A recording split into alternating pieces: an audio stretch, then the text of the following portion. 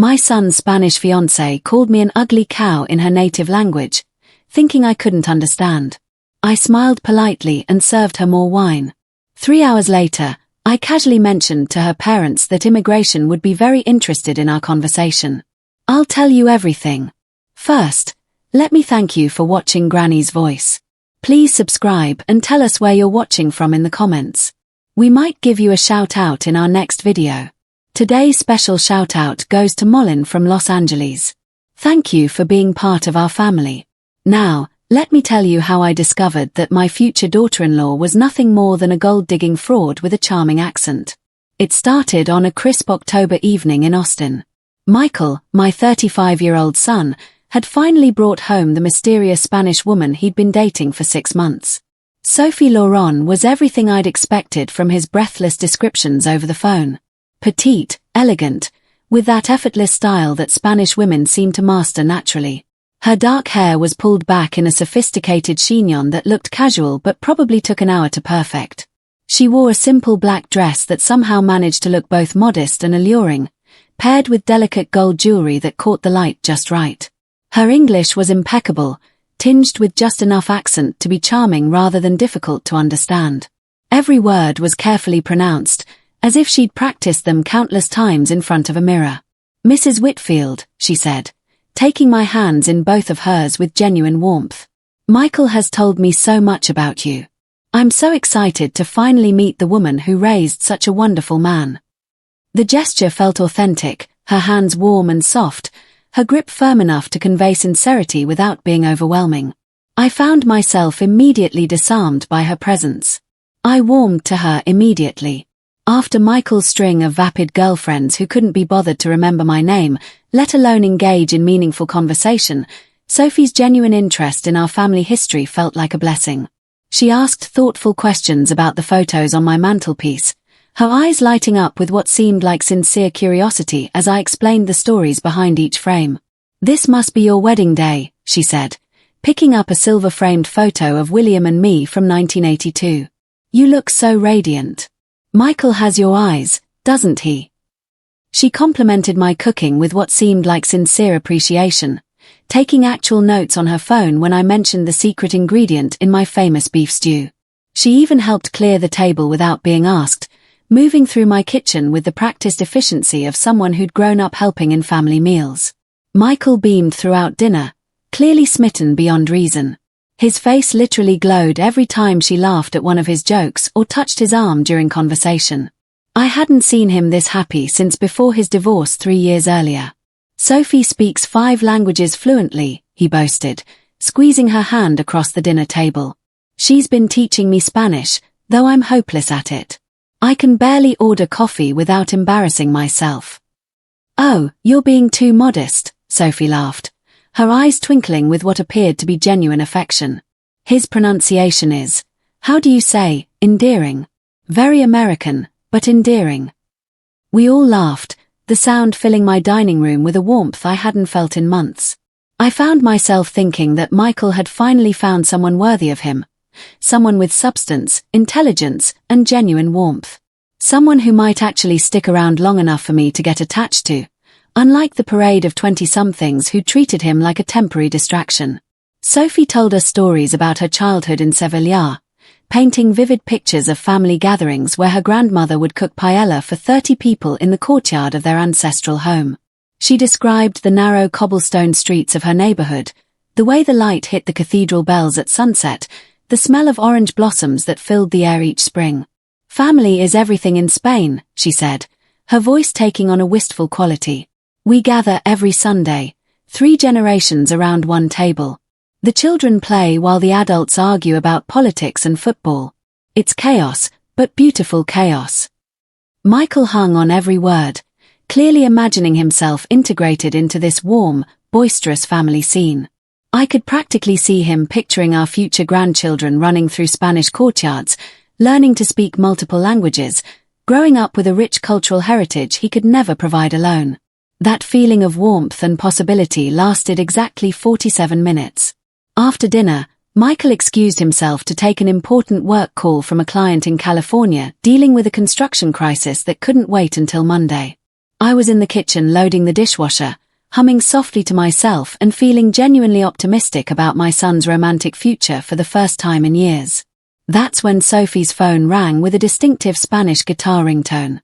She answered in rapid Spanish, her voice carrying from the living room with the casual assumption that comes from believing you're speaking a completely private language in a foreign country. Here's the thing about assumptions. They can make you dangerously sloppy. I spent 2 years of my youth in Barcelona working as an au pair to pay for college.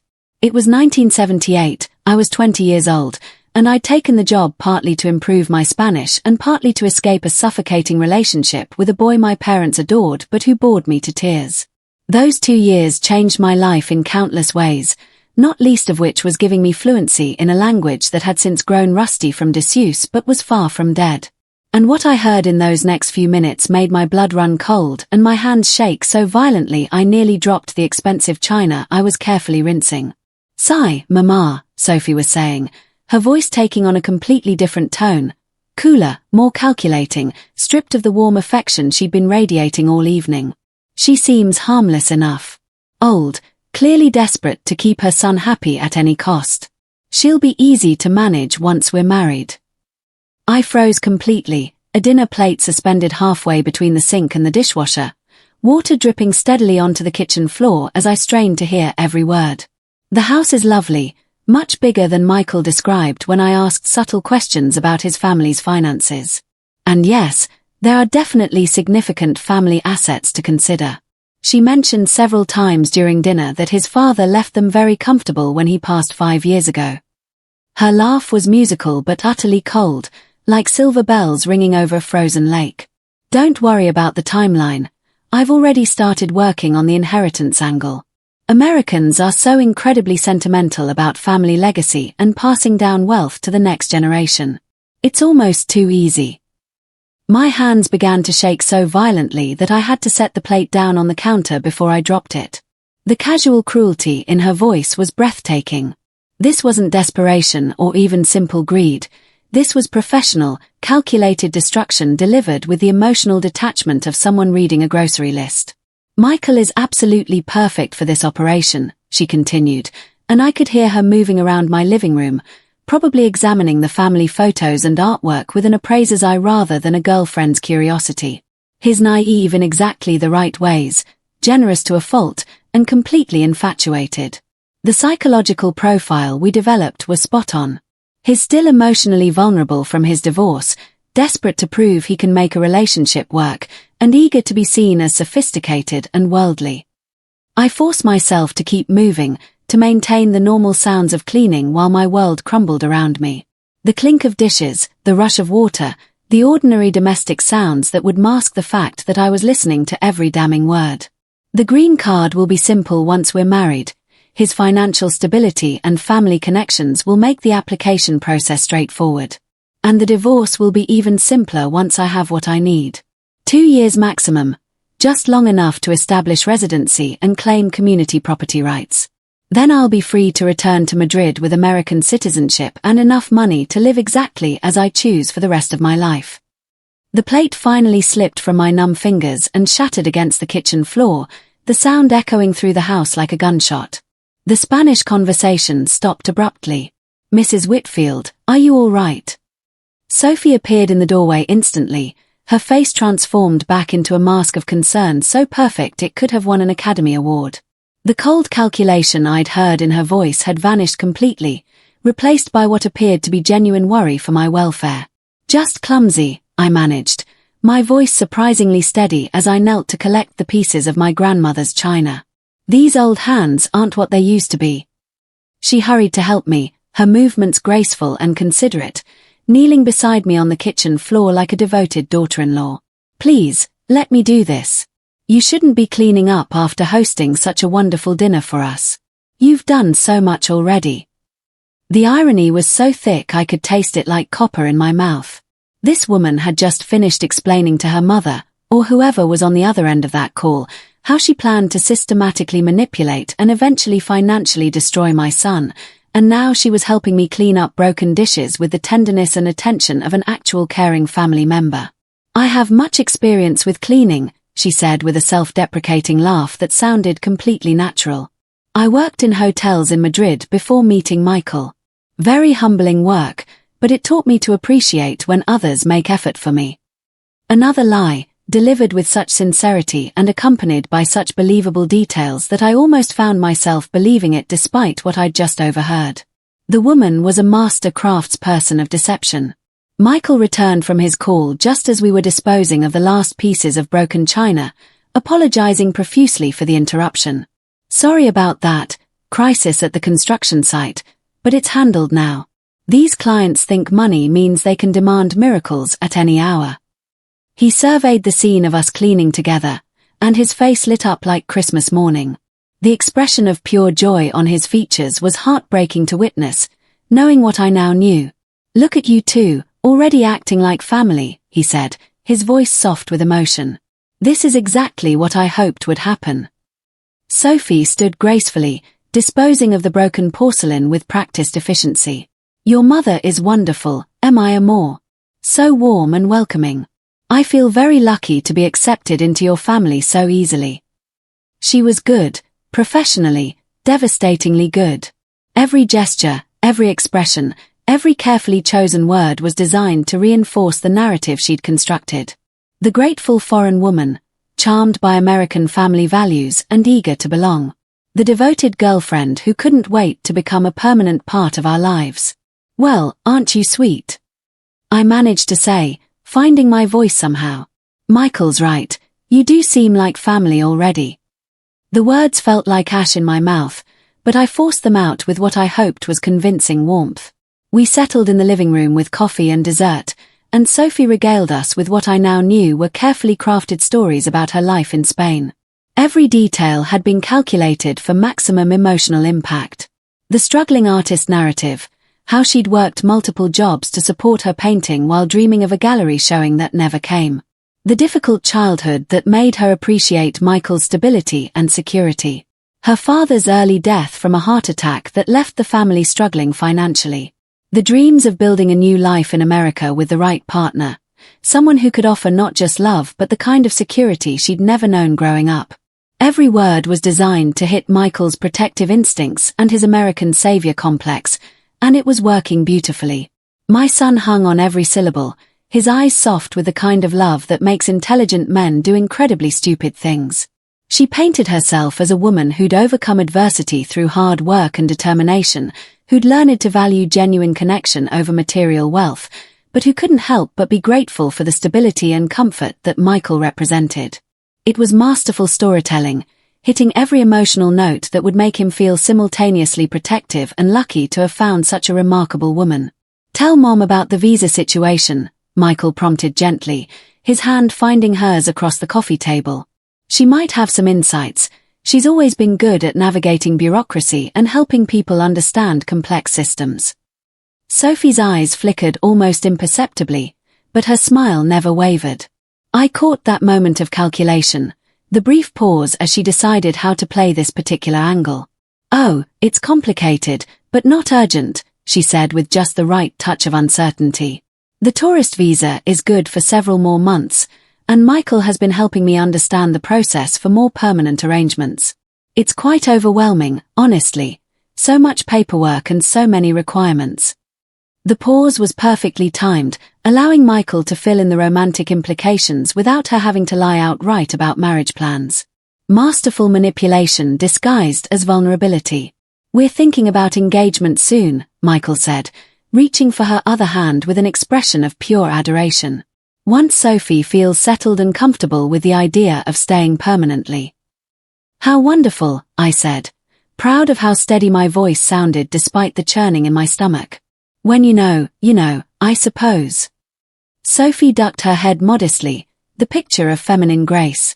I never expected to find someone like Michael when I came to America. Sometimes the heart surprises us in the most beautiful ways. None of this was surprise, of course. The heart had definitely been surprised tonight, just not in the way she meant. She'd come to America specifically hunting for someone exactly like Michael, and she'd found her perfect mark.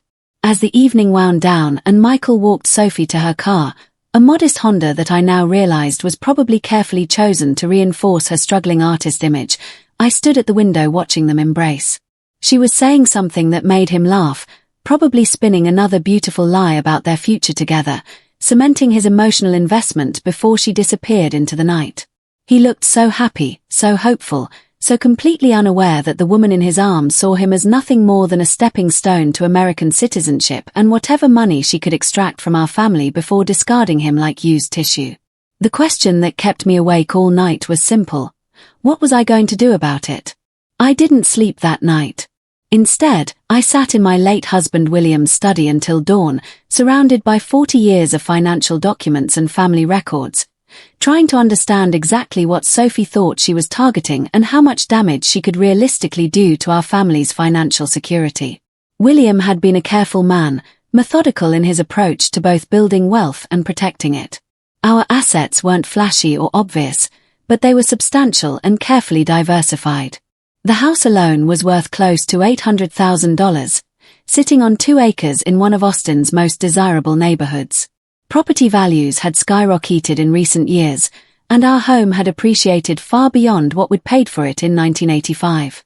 The investment portfolios were more complex. William had been conservative but smart, building a diversified mix of stocks, bonds, and real estate investments that had weathered multiple market downturns and continued growing steadily. The retirement accounts were healthy, the life insurance policies substantial, and there were additional assets. A small cabin in the hill country, some rental properties, collectibles that had appreciated significantly over the decades. Altogether, it painted a picture of comfortable upper-middle-class wealth. Not billionaire money, but certainly enough to tempt someone with Sophie's apparent agenda. If she successfully married Michael and then divorced him after 2 years, she could potentially walk away with hundreds of thousands of dollars in addition to her immigration goals. What chilled me most was how efficiently she'd assessed our situation in just one evening.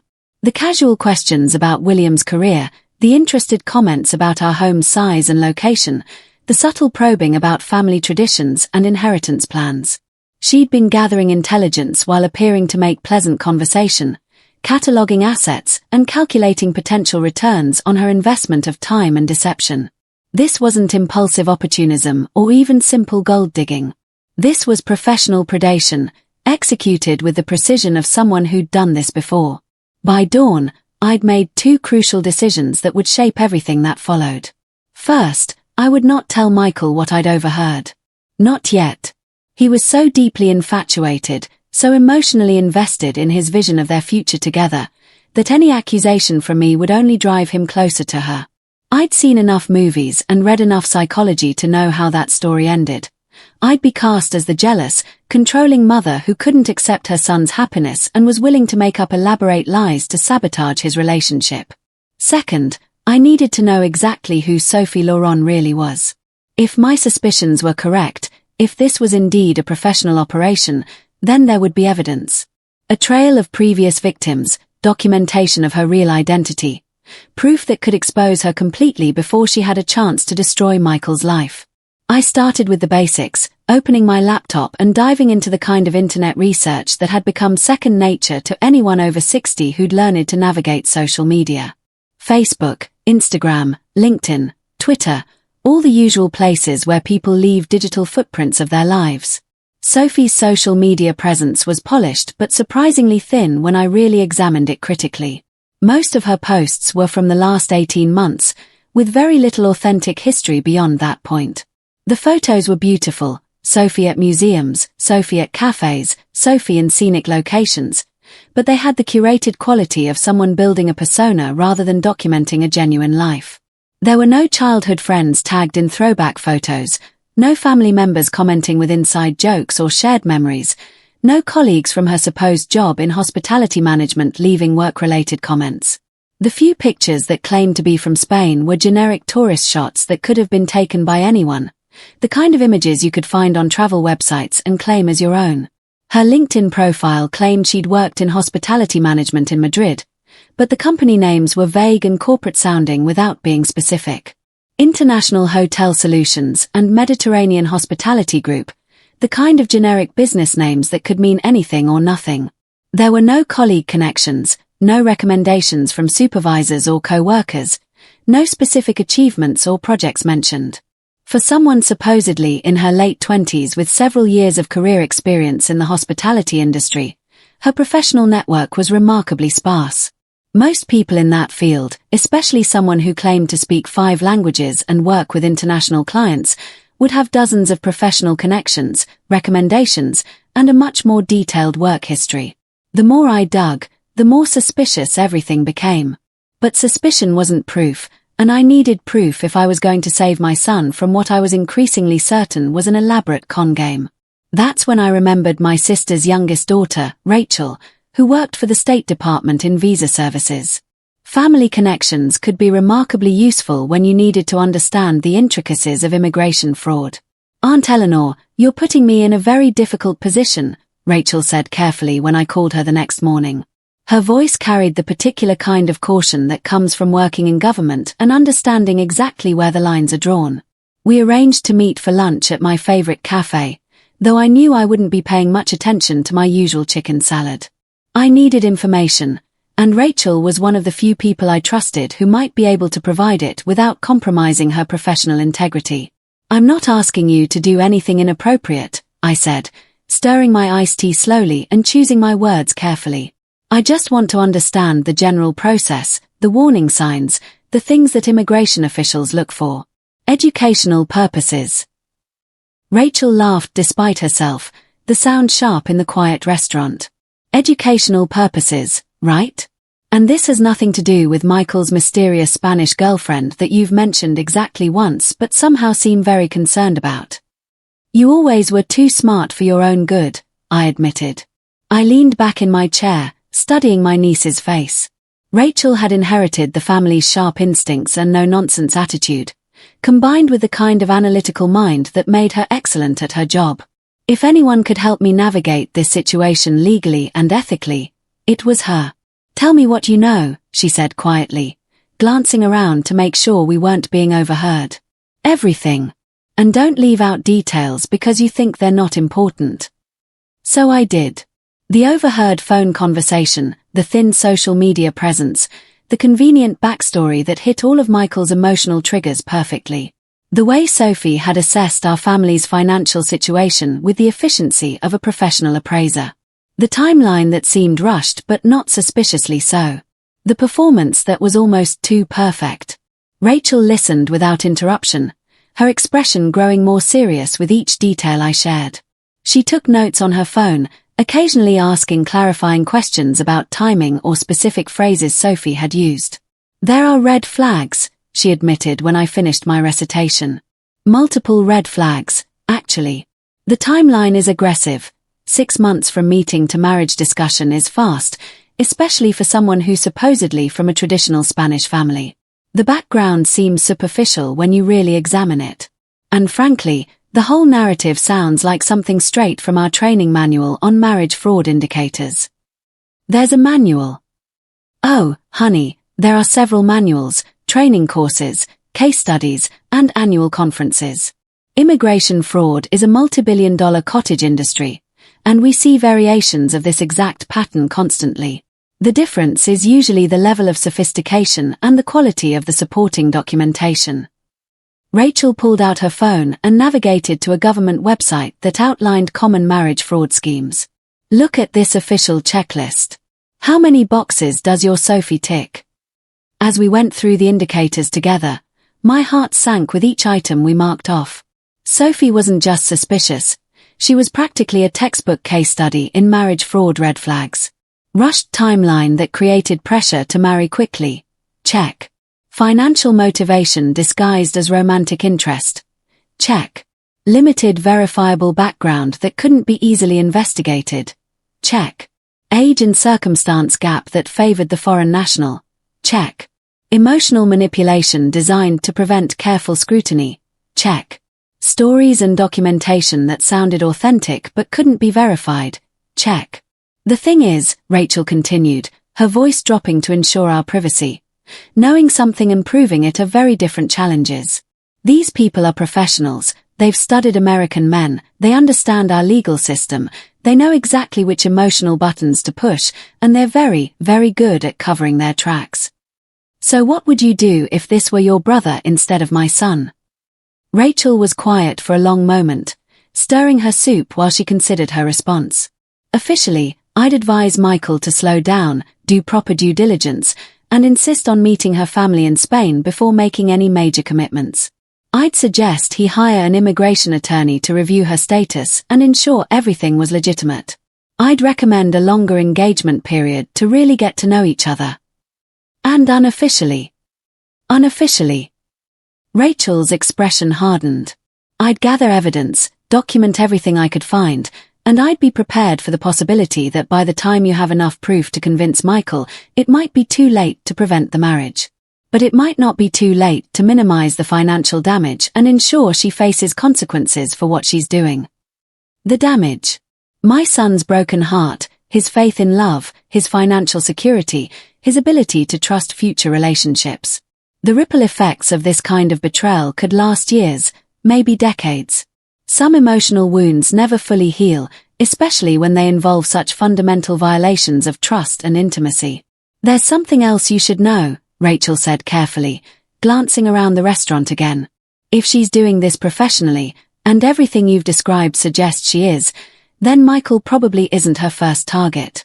These operations often work the same territories, use similar methods, and target the same demographic repeatedly. There might be other victims, other families that have been destroyed by her particular brand of calculated charm. Other victims. Other sons. Other mothers who'd watched helplessly as their children were systematically destroyed by professional predators. The thought filled me with a cold fury I'd never experienced before, a protective rage that went beyond just my own family. How would I find them? Very carefully, Rachel warned, her voice stern. And completely legally. But if there are patterns of behavior, if she's done this before, then she's left traces. Immigration applications, marriage records, divorce proceedings, court documents, it's all public information if you know where to look and how to interpret what you're seeing. By the time we finished lunch, I had more than information. I had a plan. It wasn't a nice plan, and it certainly wasn't a simple plan, but it was thorough and it was legal. If Sophie Laurent was indeed a professional con artist targeting American men for immigration fraud and financial gain, she was about to discover that Eleanor Whitfield wasn't nearly as harmless as she appeared. That afternoon, I made 3 crucial phone calls that would determine the trajectory of everything that followed. The first was to a private investigator Rachel had recommended, someone who specialized in background verification and fraud investigation with impeccable discretion and an unquestionable reputation for legal and ethical conduct. The second was to my attorney, updating my will and establishing some additional financial protections that had nothing to do with Sophie specifically and everything to do with being prepared for any outcome this situation might produce. The third call was the most important, and certainly the most difficult. "David, sweetheart," I said when Michael answered his phone, using the childhood nickname I rarely employed anymore. "I've been thinking about what you said regarding Sophie's parents visiting next month." "Yeah, what about it, Mom?" His voice was bright with happiness, completely oblivious to the storm gathering around his perfect romance. "Well, I'd love to host them for dinner when they arrive. A proper welcome to the family, you know? And you know what occurred to me? I think I should brush up on my Spanish before they get here. Maybe take a refresher course or find a tutor. I'd hate for them to think I wasn't making an effort to communicate with them in their own language." There was a pause, and I could practically hear him smiling through the phone. "Mom, that's incredibly thoughtful. Sophie is going to be so touched that you want to make that effort. Her parents don't speak much English, so it would really mean a lot to all of them." Perfect. If Sophie's parents were legitimate, my rusty but functional Spanish would be a lovely gesture.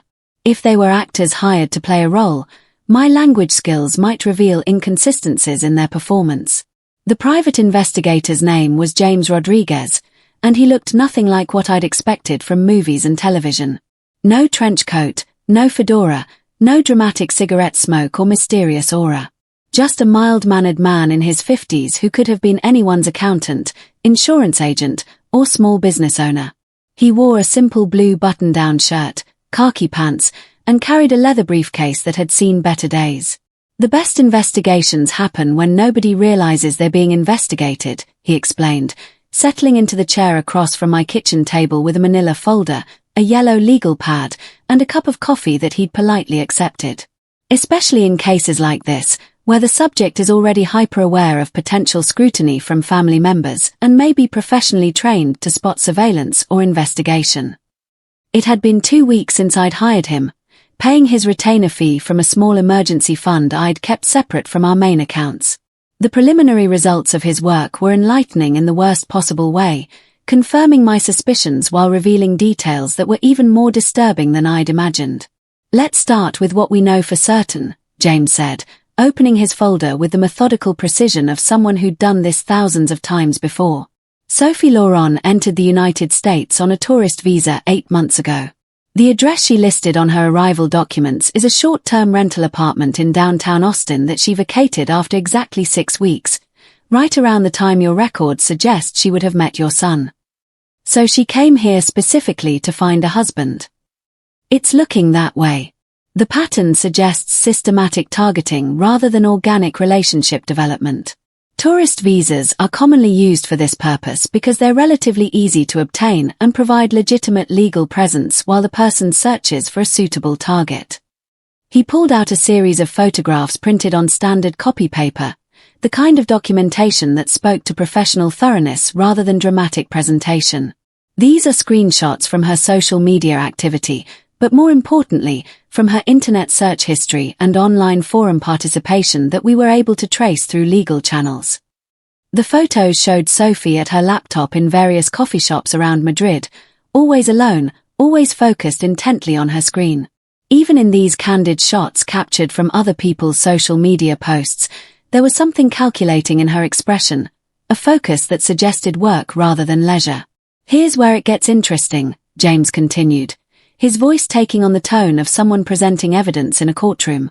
In the month before she left Spain, she was conducting extensive research on American dating apps, joining international relationship sites specifically designed to connect foreign women with American men, and participating in online forums about American immigration law, marriage requirements, and divorce procedures. He spread out printed screenshots of forum posts, online searches, and dating profile activities that painted a picture of systematic preparation. Sophie hadn't stumbled into this situation. She'd researched it, planned it, and executed it with professional precision. But here's the most damning evidence, James said, his voice dropping to emphasize the significance of what he was about to reveal.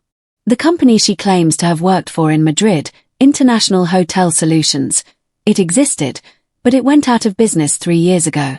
The references she provided to your son are completely fabricated. The phone numbers redirect to a voice service that plays pre-recorded messages designed to sound like legitimate business contacts. My coffee grew cold as James methodically laid out the evidence of Sophie's deception. Each piece of documentation felt like another nail in the coffin of my son's happiness, but I forced myself to examine every detail. Fabricated employment history backed by fake references. No verifiable address in Spain for the past 2 years, despite claims of living with family. Bank records that showed irregular large deposits that couldn't be explained by legitimate employment. And most damning of all, a pattern of social media connections and communications that suggested she'd been in contact with multiple American men before settling on Michael as her primary target. There's more, James said quietly, his expression growing serious in a way that made my stomach clench with dread. And this is where the situation moves from simple fraud to something much more serious. He slid 2 additional photographs across the table, and I felt the blood drain from my face as I recognized Sophie's distinctive features in both images, despite the different hair colors and styling. The first showed her with a man in his 40s outside a courthouse in Nevada, both of them dressed formally and holding what appeared to be a marriage certificate. The timestamp on the photo indicated it was taken just 2 years earlier. The second photograph was from a wedding announcement in a small-town newspaper in Colorado, featuring Maria Gonzalez, unmistakably Sophie despite the different name, and her beaming American husband. The announcement described a whirlwind romance and the bride's excitement about starting a new life in America. Both marriages lasted less than 2 years, James explained, his voice steady and professional despite the devastating nature of what he was revealing. Both ended in divorce proceedings where she received significant financial settlements. Both men are now dealing with substantial debt, damaged credit, and emotional trauma that's affected their ability to form new relationships. I stared at the photographs, trying to process the scope of what I was seeing. This wasn't a desperate woman making poor choices, or even a simple gold digger looking for an easy mark. This was a professional criminal who had systematically destroyed multiple families and showed no signs of stopping. And in both cases, James continued, she disappeared immediately after the divorce proceedings were finalized, leaving no forwarding address and cutting all contact with the communities where she'd lived. The men involved had no way to pursue additional legal action or even to warn other potential victims. What happened to them? I asked, though I wasn't sure I wanted to hear the answer. The first victim, Robert Chen from Nevada, filed for bankruptcy within 6 months of the divorce. He's currently living with his elderly parents and working 2 jobs to pay off the debt she accumulated in his name. The second victim, David Martinez from Colorado, suffered what his family described as a complete emotional breakdown. He's been in therapy for over a year and hasn't dated anyone since the divorce was finalized. The room felt smaller suddenly, the walls pressing in around us as the full scope of Sophie's criminal enterprise became clear. She wasn't just targeting Michael, she was part of what appeared to be a systematic operation designed to identify, manipulate, and financially destroy American men. How many victims can you prove? I asked, dreading the answer. 3 confirmed, including the cases I just showed you.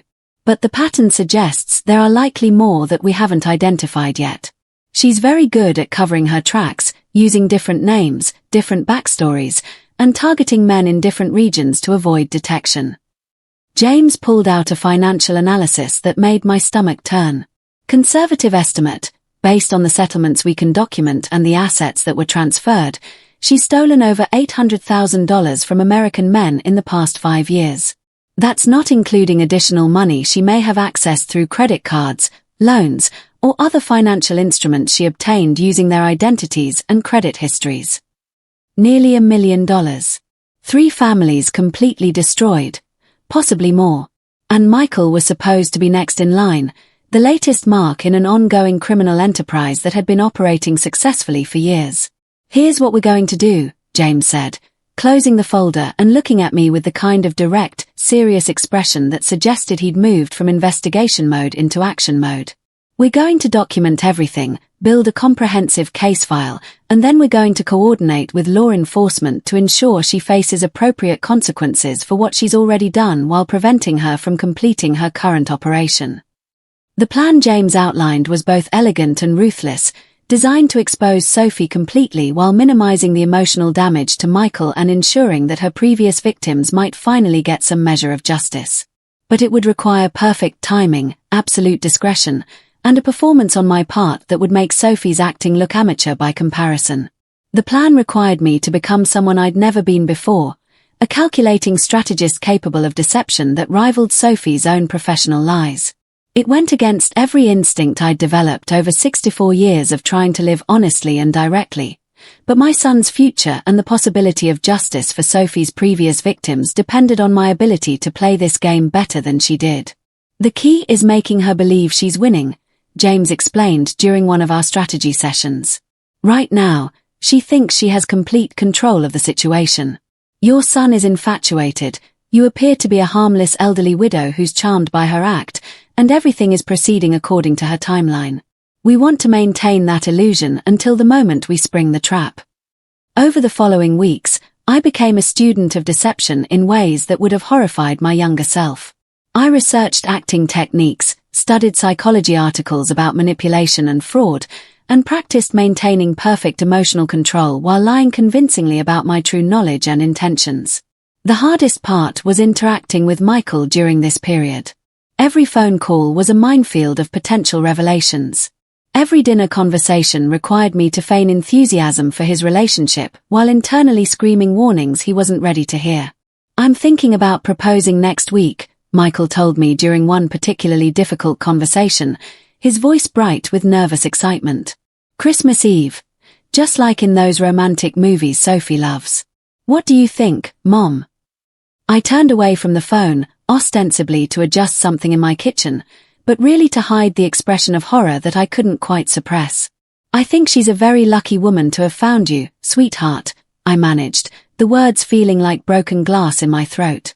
Christmas Eve sounds absolutely perfect. What I was really thinking was that Sophie Laurent had just revealed her final timeline, and I had less than 2 weeks to destroy her operation completely. I enrolled in an intensive Spanish refresher course at the local community college, telling everyone including Michael that I wanted to be able to communicate properly with Sophie's parents during their upcoming visit. The instructor, Professor Martinez, was an elderly gentleman from Barcelona who was delighted to have a student so motivated to reconnect with the language. "Your Spanish is very good for someone who learned it so long ago," he told me after our first session. "You have the Barcelona accent still, very authentic. Where did you study?" "I lived there for 2 years in my youth," I explained. "It was a formative experience." "Ah, then you will have no trouble with these Sevillanos when they visit," he said with a knowing smile. "Though you may notice their accent is quite different from what you learned. Southern Spanish has its own character." This was exactly the kind of detail that could expose Sophie's fake parents if they weren't properly coached. Regional accents in Spanish are as distinctive as they are in English, and if her hired actors were actually from Madrid or Barcelona instead of Sevilla, my trained ear might catch the discrepancy. During this same period, James continued his investigation, digging deeper into Sophie's background and uncovering details that painted an even more disturbing picture of her criminal enterprise. "I found her real name," he reported during one of our clandestine meetings. "Victoria Kane, born in Phoenix, Arizona, 32 years old. She's never lived in Spain, never worked in hospitality, and never had any of the life experiences she's described to your son."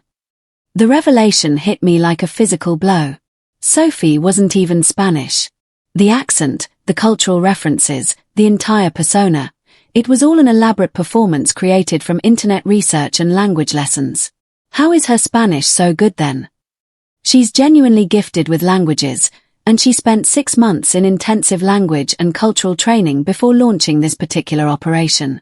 We found records of payments to a specialized coaching service that trains people for deep cover identity assumption. This isn't amateur hour. She's part of a sophisticated criminal network. James spread out additional documentation that revealed the scope of the operation. Bank records showing payments from an organization called International Romance Solutions, travel records indicating she'd lived under multiple identities across different states, and most chillingly, a training manual for marriage fraud that read like a professional handbook for destroying American families. The network she's part of has victimized at least 30 men over the past 7 years, James continued. They target specific demographics, divorced professionals in their 30s and 40s, men with good incomes but emotional vulnerabilities, men who are likely to be impressed by sophisticated foreign women and eager to prove themselves as providers and protectors. 30 families. The scope of the destruction was breathtaking. And Michael was simply the latest mark in an ongoing criminal enterprise that had been perfecting its techniques for nearly a decade. The doorbell rang at precisely 6 p.m. on the evening that would change everything, and I smoothed my dress one final time before answering. I'd spent hours preparing for this performance, reviewing Spanish phrases and cultural details that would allow me to test the authenticity of Sophie's supposed parents. Sophie stood on my porch flanked by an elegant older couple who looked like they'd stepped out of a European travel advertisement. The man was distinguished, with silver hair and the kind of bearing that suggested education and sophistication. The woman was beautifully dressed, with the effortless style that Americans associate with European elegance. "Mrs. Whitfield," Sophie said, her smile bright and seemingly genuine, "I would like you to meet my parents, Pierre and Celeste Laurent." The choice of names struck me immediately. Pierre was decidedly French, not Spanish, though it could be explained as a family name with French origins. But it was the kind of detail that suggested these weren't native Spanish speakers choosing names that felt natural to them. Pierre stepped forward with old-world courtesy, taking my hand and kissing it lightly in a gesture that was more theatrical than cultural.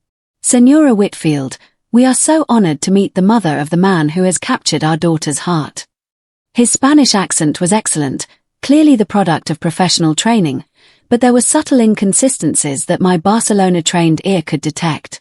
The rhythm was slightly off, the vowel sounds occasionally too crisp, the kind of minor flaws that would be invisible to a non-Spanish speaker but detectable to someone with genuine fluency.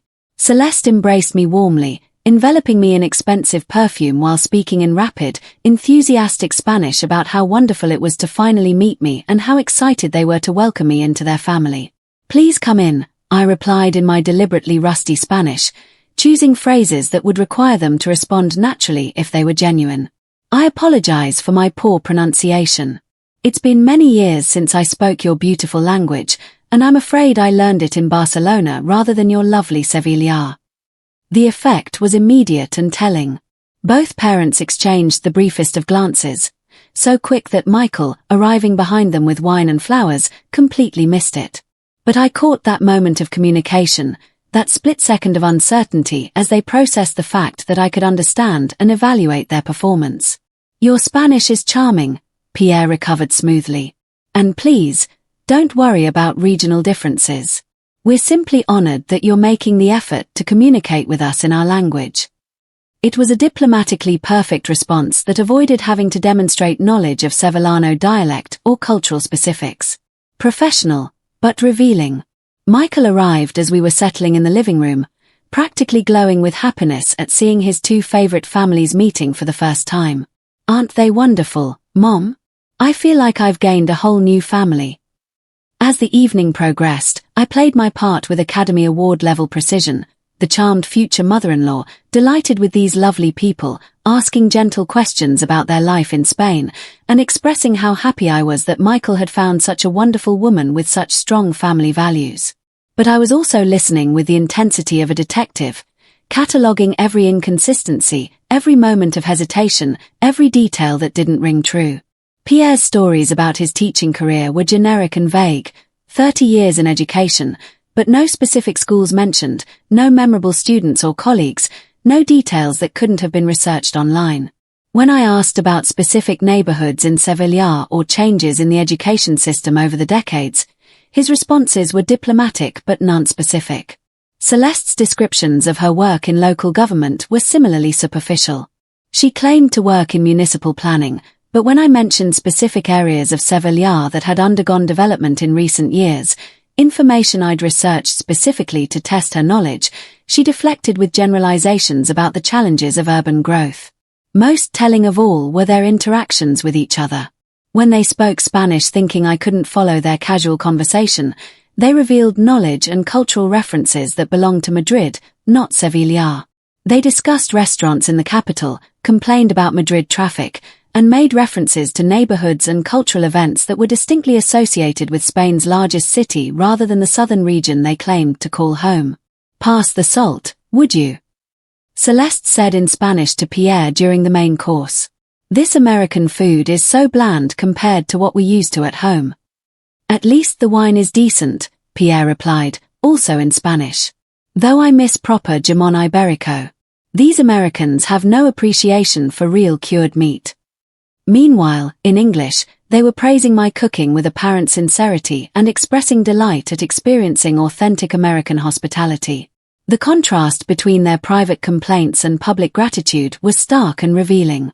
But the moment that confirmed everything, that removed any lingering doubt about the elaborate deception being played out in my dining room, came during coffee service. Michael had stepped into the kitchen to help me serve dessert, a family tradition that allowed for private conversation between host and guests. That's when Sophie spoke quietly to her fake parents in rapid Spanish, believing they were alone and speaking in complete privacy. "She's harmless but not as stupid as I initially assessed," Sophie said, her voice taking on the cold, calculating tone I'd heard during that first devastating phone conversation. "Keep the details consistent and don't get too comfortable. We're almost at the finish line, and I can't afford any mistakes now." "The son is completely hooked," Pierre replied in flawless Spanish that carried no trace of regional accent. "When do you want to execute the proposal timeline?" "Next week. Christmas Eve engagement. New Year's wedding. The emotional timing makes it nearly impossible for anyone to object without seeming like they're trying to ruin the holidays and the romance." Perfect, Celeste added. The mother seems charmed by our performance. She'll be a strong advocate for moving quickly once he proposes. They thought they were speaking privately. They thought their secret was safe.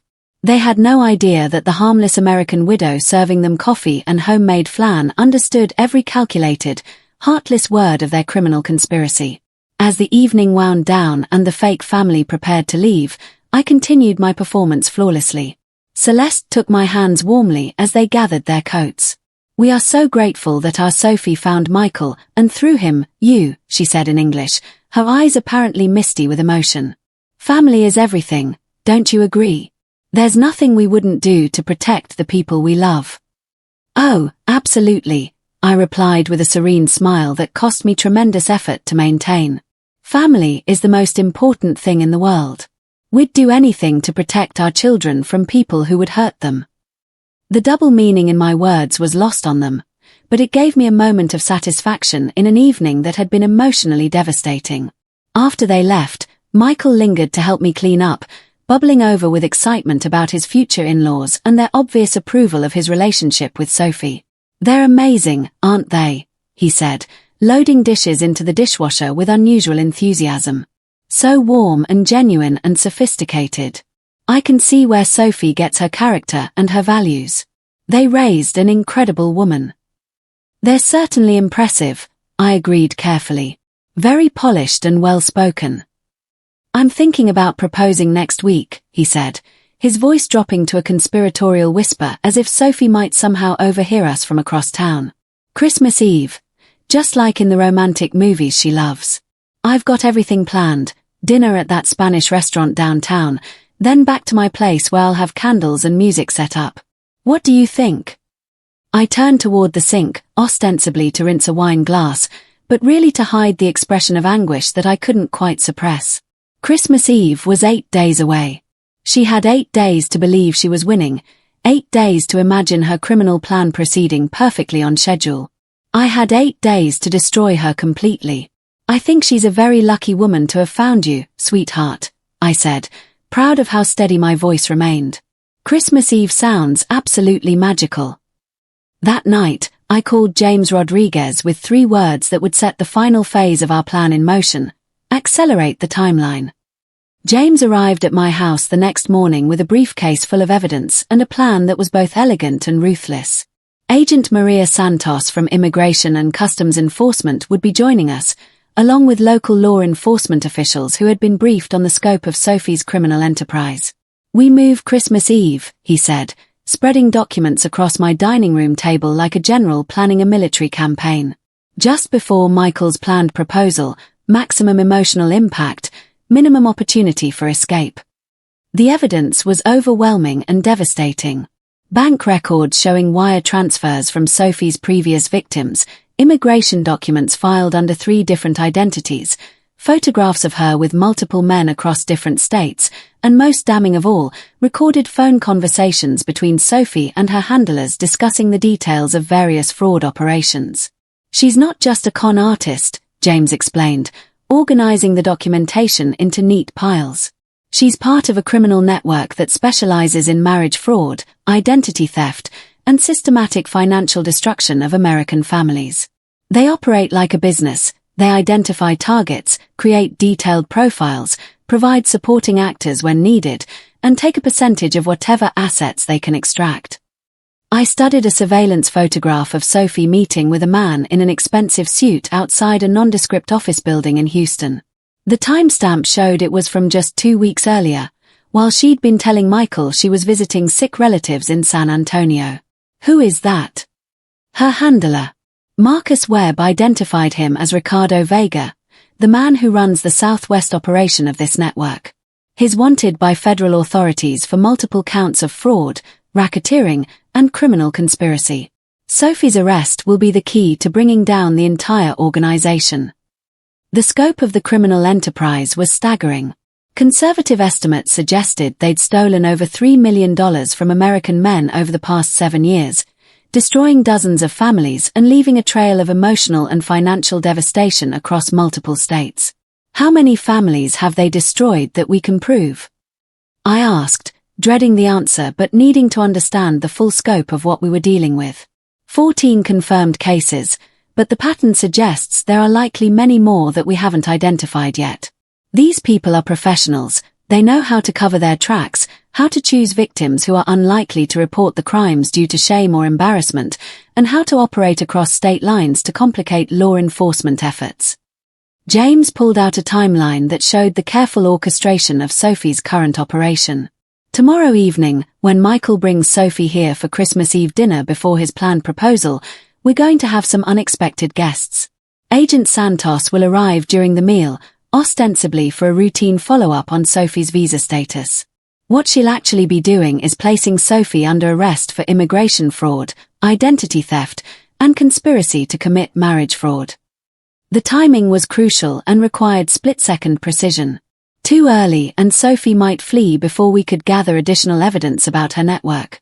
Too late and Michael would be emotionally devastated by proposing to someone who was immediately arrested afterward. We need to thread the needle perfectly, James warned. Michael's emotional well-being is important, but we also have an opportunity to deliver justice for multiple families and shut down a criminal organization that's been operating with impunity for years. That afternoon, I went through the motions of Christmas Eve preparation like an actor rehearsing for the performance of her life. Every domestic detail felt surreal: cooking Michael's favorite meal, setting the table with my grandmother's china, wrapping presents that would never be opened because the evening would end with arrests and revelations that would shatter the holiday forever. I prepared a traditional Spanish meal, partly as a gesture towards Sophie's supposed heritage and partly as one final test of her authenticity. If she truly was from Sevilla, she would recognize the regional variations in preparation and seasoning. If she was a fraud, she might miss subtle details that would expose her lack of genuine cultural knowledge. The paella was prepared with bomba rice imported directly from Valencia, seasoned with saffron that cost more per ounce than gold, and prepared according to a recipe I'd learned from a grandmother in Barcelona 40 years earlier. The gazpacho was made with tomatoes from my own garden, aged sherry vinegar, and olive oil from a specific region of Andalusia. Every detail was authentic, traditional, and designed to reveal whether Sophie's supposed Spanish heritage was genuine or fabricated. Michael called around 4 p.m., his voice vibrating with nervous excitement that broke my heart. "Mom, we'll be there at 6 o'clock. I'm going to propose after dinner, just like we planned. I've got the ring and everything." The ring. My grandmother's engagement ring, passed down through 3 generations of Thompson women, now about to be offered to a criminal who saw my son as nothing more than a means to citizenship and money. "That sounds perfect, sweetheart," I managed, forcing warmth into my voice despite the cold dread spreading through my chest. "I can't wait to celebrate with you both." At 5:45, my doorbell rang. Agent Maria Santos stood on my porch in professional attire that could easily pass for dinner party appropriate. A navy blue blazer, modest jewelry, and the kind of confident bearing that spoke of law enforcement training without being obviously official. She was younger than I'd expected, perhaps 40, with intelligent eyes that hardened when she discussed Sophie's crimes but softened when she talked about the victims who had been destroyed by this criminal network. "We'll wait until after the main course," she explained quietly as we reviewed the evening's timeline one final time. "Let her get comfortable, let her think she's safe and the evening is proceeding perfectly. Then I'll present my credentials and place her under arrest for multiple federal crimes." "What about Michael?" I asked, voicing the concern that had kept me awake for days. "He's going to be devastated. He's going to be hurt and angry, probably at you initially for not telling him sooner," Agent Santos said with the kind of brutal honesty that I appreciated even as it terrified me. "But the alternative is watching her destroy him financially and emotionally over the next 2 years, then disappearing with his money and leaving him with debt and trauma that could take decades to overcome." At exactly 6 p.m., Michael's car pulled into my driveway. Through the window, I watched him take Sophie's hand, probably giving her last-minute reassurance about the proposal timing and expressing his excitement about making their engagement official in front of his family. Sophie looked radiant as they approached the house, wearing an elegant red dress that probably cost more than most people's monthly salary. She carried herself with complete confidence, clearly believing that the evening would proceed exactly according to her criminal plan. Michael was practically bouncing with nervous energy, patting his jacket pocket where the ring box created a telltale bulge that any observant person would notice. His face glowed with happiness and anticipation, completely oblivious to the fact that his romantic fantasy was about to become a criminal investigation. "Showtime," Agent Santos said softly, taking her position in the living room with a magazine I'd strategically placed for her cover story.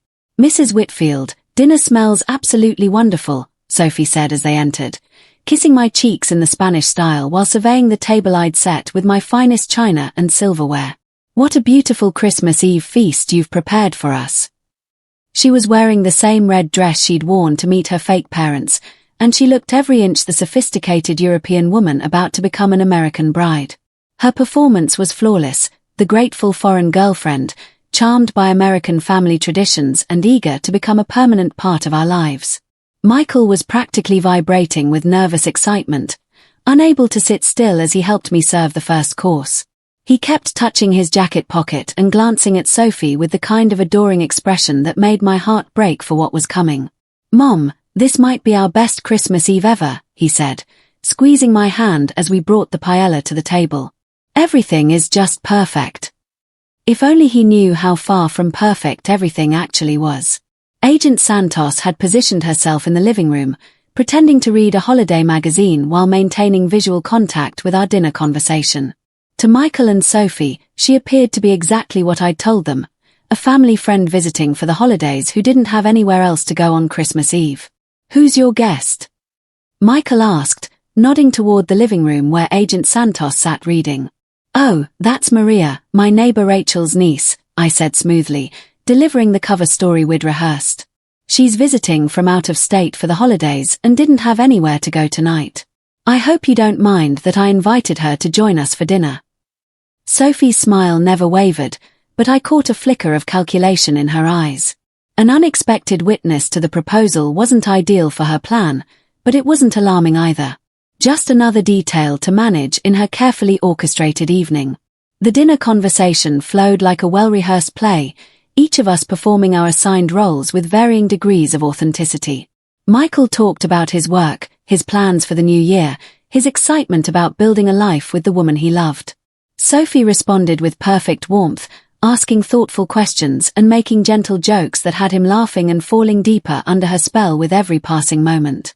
Meanwhile, I served course after course of authentic Spanish cuisine, watching Sophie's reactions carefully for any sign that she recognized the regional specialties or noticed details that only someone with genuine cultural knowledge would appreciate.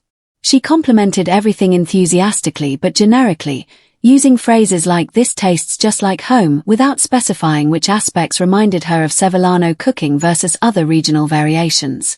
When I mentioned specific ingredients or preparation techniques, she responded with diplomatic appreciation rather than the detailed knowledge someone raised in that culinary tradition would possess. "The saffron in this paella is exceptional," I mentioned casually, watching her reaction. "I imported it specifically from La Mancha. Does it compare well to what your grandmother used in Sevilla?" "Oh, it's wonderful," Sophie replied with enthusiasm that was just slightly too general. "Abuela always said the secret to good paella was in the quality of the saffron, and this is clearly the best quality." It was a perfectly safe response that avoided demonstrating specific knowledge about regional saffron variations or family cooking traditions. Professional, but revealing to someone who knew what to listen for. But I was also watching Agent Santos, who made occasional small talk about her supposed job in government consulting while maintaining the kind of relaxed alertness that spoke of law enforcement training. She complimented Sophie's dress, asked casual questions about her background, and expressed charming interest in her stories about Spain. To anyone watching, it looked like a lovely family dinner with a delightful addition to the guest list. But I was studying Sophie carefully, and as the evening progressed, I noticed subtle changes in her behavior that suggested her criminal instincts were detecting something amiss. The way her eyes occasionally darted to Agent Santos when she thought no one was looking. The slight tension in her shoulders when Agent Santos asked casual questions about her visa status or travel history. The almost imperceptible pause before she answered questions about her family or background, as if she was running through her prepared responses to ensure consistency. Professional criminals develop finely tuned instincts about law enforcement, and something about Agent Santos was triggering Sophie's internal warning system. She couldn't identify the specific threat yet, but she sensed danger approaching. "This has been absolutely lovely," Sophie said as we finished the main course, her voice carrying just a hint of urgency that hadn't been there earlier. "But perhaps we should think about heading home soon. It's getting quite late, and I know Michael has to work tomorrow." Michael looked confused and slightly disappointed. "But we haven't had dessert yet, and I thought we might exchange gifts. Plus, it's Christmas Eve, I don't have to work tomorrow." "Of course," Sophie said quickly, her smile brightening in a way that looked slightly forced. "I'm just being thoughtful about not overstaying our welcome. Your mother has done so much work to make this evening special." There was no legitimate reason to leave early. It wasn't late, the weather was perfect, and this was supposed to be a celebration. But she wanted to escape, and she wanted to escape immediately. That's when Agent Santos stood up casually, her movement fluid and purposeful. "Actually, before anyone goes anywhere, I should probably introduce myself properly." The transformation in the room was instantaneous. Sophie went completely still, her face freezing in an expression that was halfway between confusion and calculation. Michael looked back and forth between them, clearly sensing that something significant was happening but unable to process what it might be. Agent Santos pulled out her federal credentials, her voice taking on the unmistakable authority of law enforcement. "Agent Maria Santos, Immigration and Customs Enforcement. Miss Laurent, I need to speak with you about some serious discrepancies in your visa documentation and immigration status." The transformation in Sophie was instantaneous and absolutely chilling. The warm, charming, slightly vulnerable Spanish woman vanished completely, replaced by someone cold, calculating, and utterly without remorse. Her accent disappeared entirely, revealing perfectly American English underneath layers of deception. "I don't know what you're talking about," she said evenly, her voice taking on the flat, emotionless tone of someone who'd had this conversation before. "My documentation is completely in order." But even as she spoke, her eyes were moving rapidly around the room, cataloging exit routes and assessing her options. The performance was over, and the real Sophie, or Victoria, as I now knew, was calculating her next move. Michael was staring back and forth between them, his face a mask of complete confusion that was heartbreaking to witness. What's going on? What discrepancies? Sophie, what is she talking about? Agent Santos pulled out her phone and showed him the photographs James had compiled, images that documented years of systematic fraud and identity theft. "Mr. Harrison, the woman you know as Sophie Laurent is actually named Victoria Kane. She's wanted for immigration fraud, identity theft, and multiple counts of marriage fraud across 7 states. The words hit Michael like physical blows.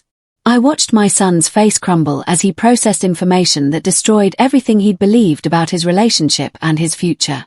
The ring box fell from his suddenly nerveless fingers, hitting the hardwood floor with a sound like breaking dreams.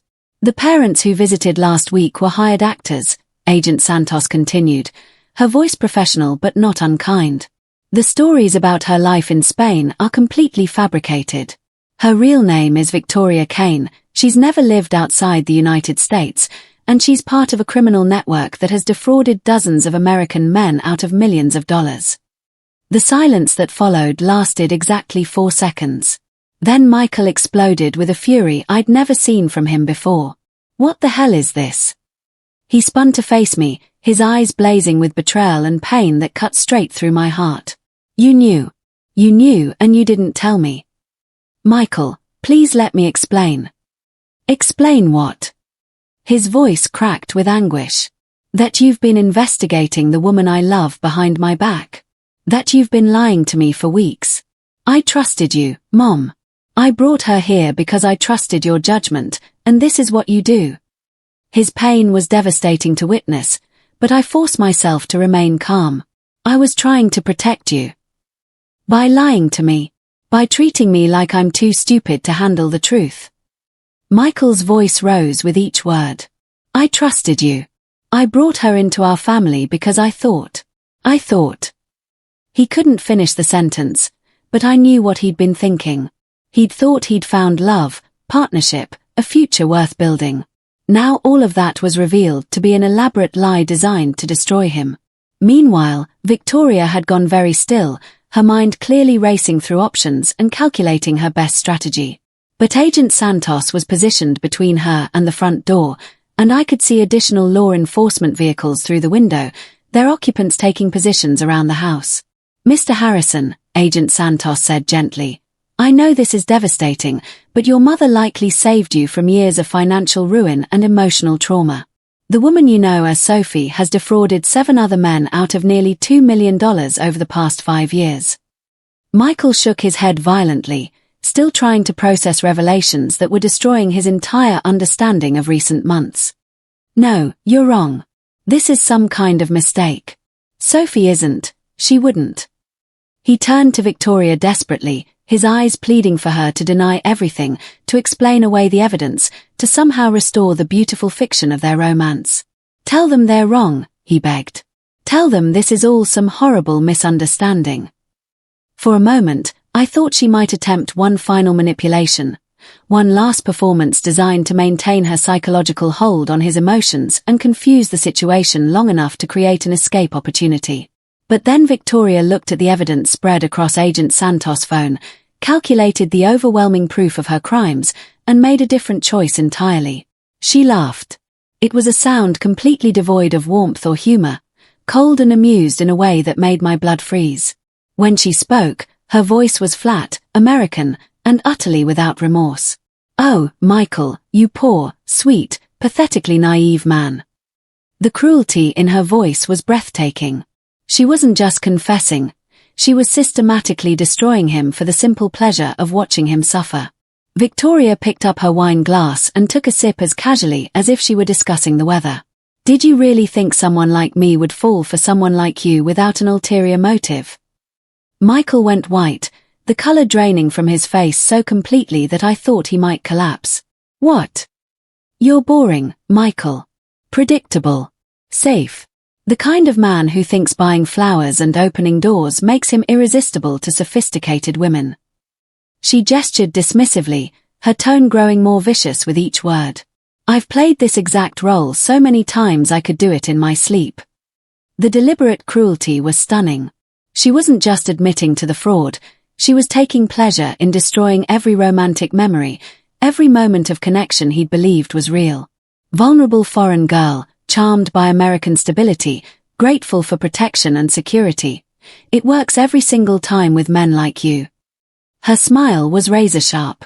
"Did you know I spent 3 weeks studying your social media profiles, your psychological patterns, your emotional vulnerabilities before I ever approached you at that coffee shop?"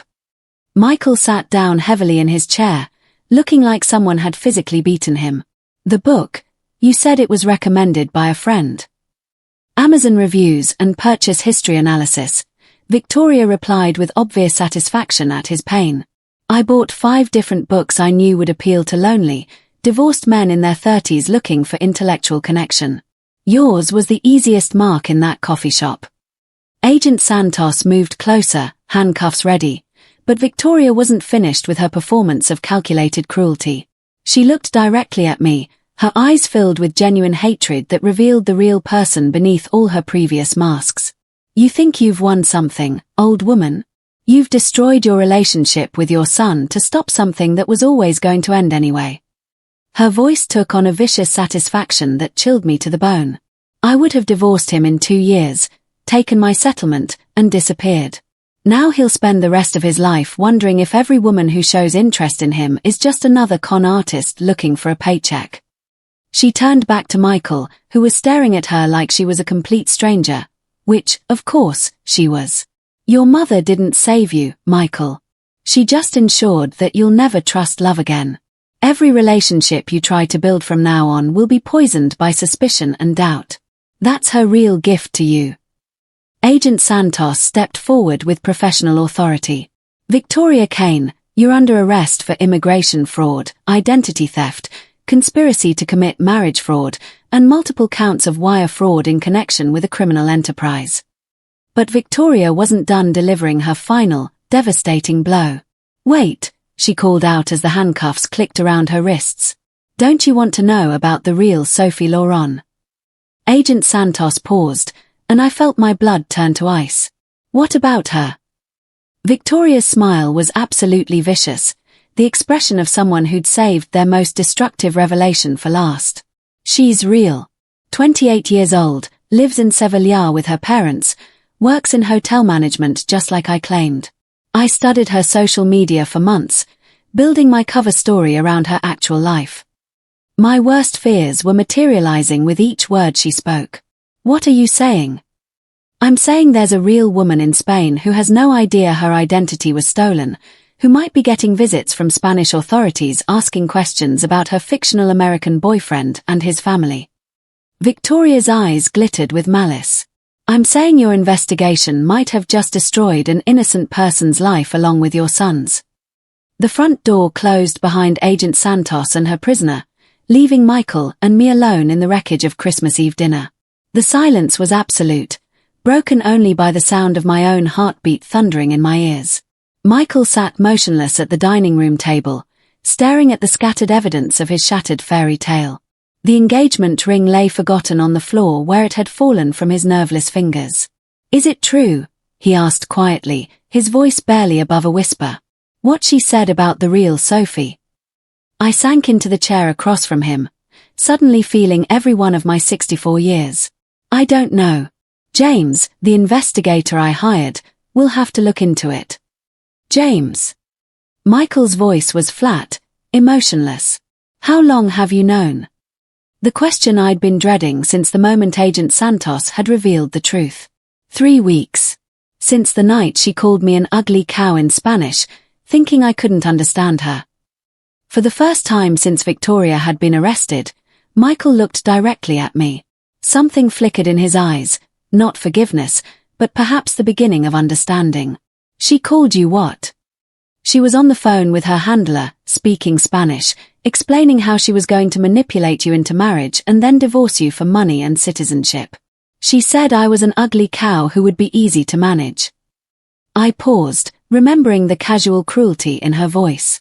I heard everything. Michael was quiet for a long moment, processing this information alongside everything else that had been revealed. Then, unexpectedly, he laughed. It was a bitter, hollow sound, but not entirely without humor. An ugly cow.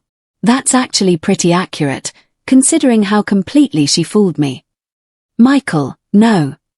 She's right about one thing, he interrupted, standing up and walking to the window where he could see the last of the law enforcement vehicles driving away. I don't know if I'll ever trust anyone again. 3 weeks, Mom. You knew for 3 weeks that the woman I loved was planning to destroy my life, and you didn't tell me. The accusation hung between us like a physical barrier. You wouldn't have believed me. Maybe not initially, but you could have tried. You could have trusted me with the truth. He turned back to me, and I saw something in his eyes I'd never seen before, disappointment so deep it looked like grief. Instead, you orchestrated this whole evening. Let me make a fool of myself planning a proposal.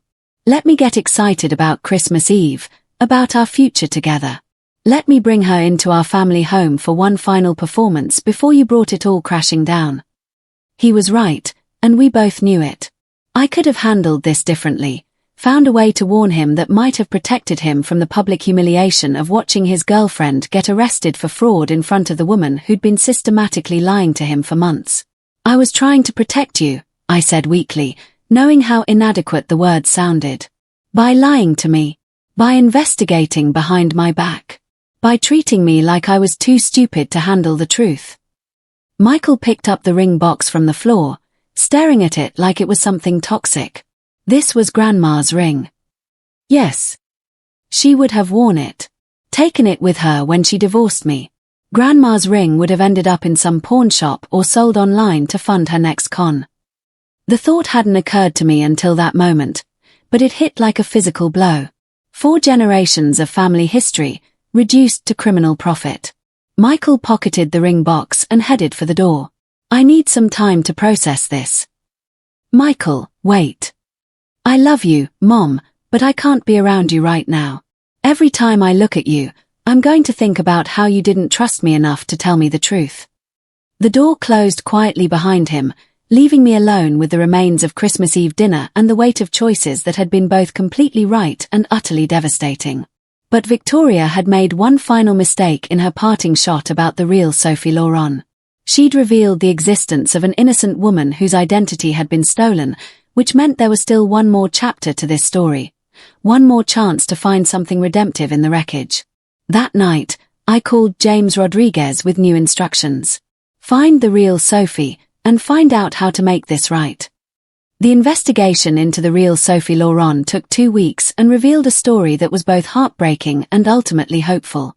She was exactly as Victoria had described, 28 years old, petite, working in hotel management in Sevilla. But the identity theft had caused real damage to her life.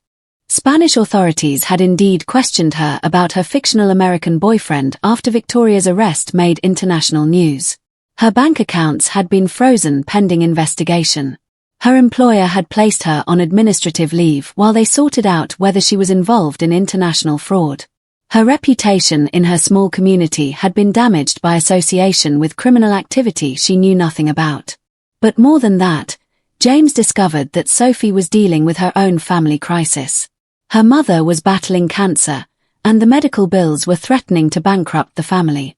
The money I offered to bring her to Austin for a face-to-face explanation, to clear her name and help restore her reputation, was gratefully accepted as a chance to earn income during a desperate time. 2 months later, I was standing in the international arrivals terminal at Austin Bergstrom International Airport, holding a sign with Isabel Moreau written in my best handwriting.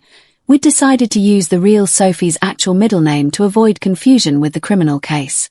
The real Sophie was exactly as Victoria had described her, but where Victoria had been calculating and cold underneath her charm, the real Sophie radiated genuine warmth that couldn't be faked or performed. "Mrs. Whitfield?" she asked in accented English, approaching cautiously. "I'm Sophie. The real one, I think." I couldn't help smiling despite everything. "Yes, you're definitely the real one. Thank you for coming all this way." What had started as damage control evolved into something much more meaningful over the 3 days of Sophie's visit. I got to know the woman my son should have met instead of the criminal who had nearly destroyed his life.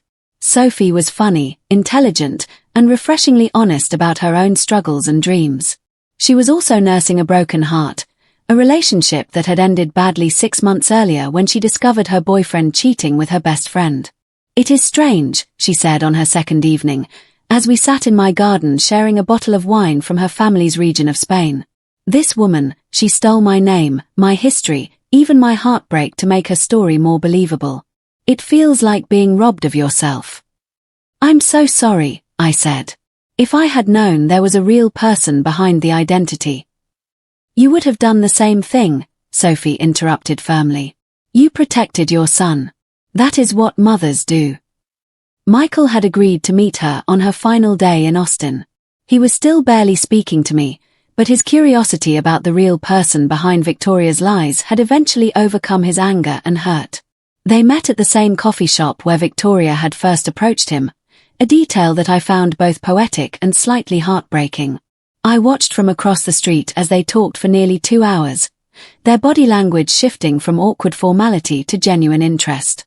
When Michael brought her back to the house afterward, something had changed in both of them. "She's nothing like her," he said quietly to me while Sophie was in the bathroom.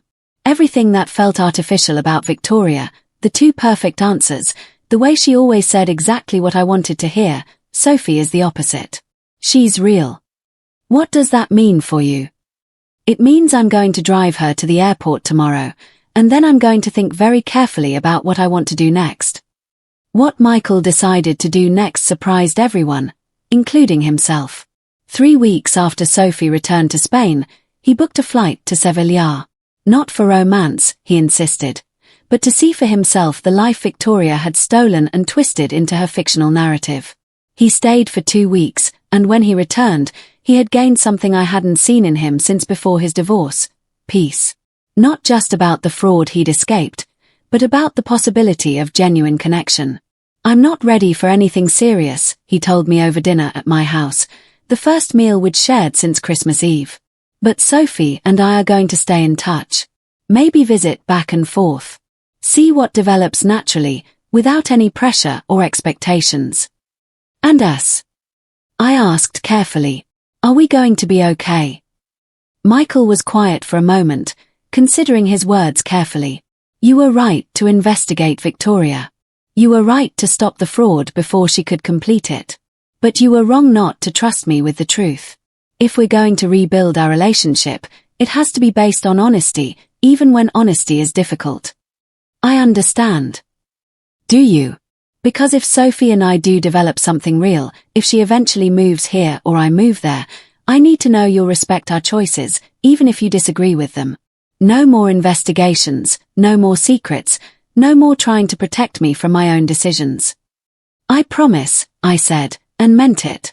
6 months later, I received a wedding invitation written in elegant Spanish script. Michael and Sophie had decided to marry in a small ceremony in Sevilla, surrounded by olive groves and the kind of authentic Spanish countryside that Victoria had only pretended to know. As I prepared for the trip, my first return to Spain since my youth, I reflected on the strange journey that had brought us all to this point. Sometimes the worst deceptions lead to the most honest connections. Sometimes protecting someone means letting them make their own mistakes. And sometimes when you think you're ending one story, you're actually beginning a completely different one. Victoria Kane was serving a federal prison sentence for her crimes, and her testimony had helped authorities dismantle the criminal network that had destroyed dozens of families. The other victims were finally getting justice, and some measure of financial restitution. The real Sophie Moreau was nothing like her imposter, and that turned out to be exactly what my son needed to learn to trust love again. 1 year after that devastating Christmas Eve, we gathered again around my dining room table.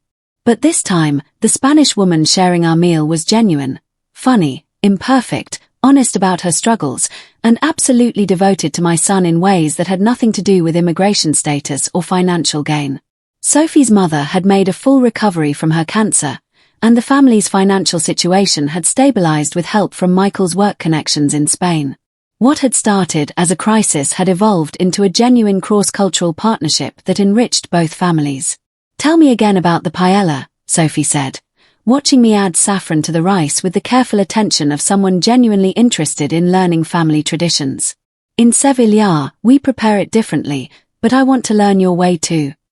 It was such a simple moment, but it represented everything that had been missing from Victoria's performance. Genuine curiosity, real cultural exchange, honest interest in becoming part of our family rather than simply exploiting it. Michael caught my eye across the table and smiled, the first completely unguarded expression I'd seen from him since that terrible night a year earlier. He'd healed, we'd healed, and somehow we'd all found something better than what we'd almost lost. As we raised our glasses in a toast to family, genuine family, I thought about how sometimes the most devastating deceptions can lead us to the most authentic truths. Victoria Kane had intended to destroy my son's life, but instead, her lies had ultimately led him to find real love. The real Sophie Lauren, now Sophie Harrison, was everything her criminal doppelganger had pretended to be, and so much more. She was imperfect, honest, struggling with her own challenges, and absolutely committed to building something real with the man she'd fallen in love with, not for his bank account or immigration benefits, but simply because he was kind, generous, and genuine in ways that no amount of money could buy. Thanks for listening to this story of deception, investigation, and ultimately, redemption. Sometimes the people who try to destroy us end up leading us exactly where we needed to go.